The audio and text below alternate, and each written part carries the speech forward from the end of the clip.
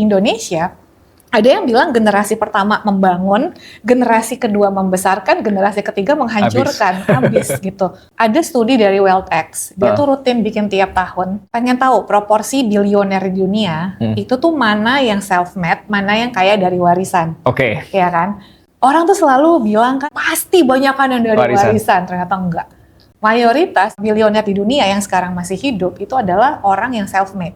Mereka membangun bisnisnya itu bukan dari warisan orang tua. Banyak banget yang believe kalau udah lahirnya miskin, seumur hidup miskin. Survei itu membuktikan nggak demikian gitu ya. Jadi siapapun sebenarnya punya kesempatan untuk memperbaiki taraf hidupnya. Again, nggak harus kaya, tapi kalau cuma dari miskin ke mapan sebenarnya nggak segitu susahnya harusnya. Betul. Gitu ya, itu that's one. Terus yang bikin saya tertarik adalah kok bisa tiap tahun selalu paling banyak self-made-nya.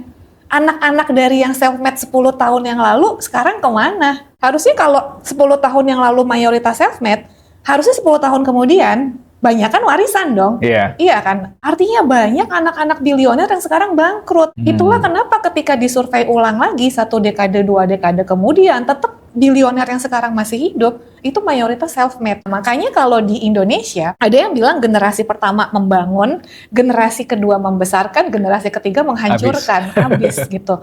Jangan menganggap kalau nikah sama orang kaya masalah hidup kalian selesai. Gimana kalau dia ada di kelompok ketiga tadi menghancurkan warisannya gitu.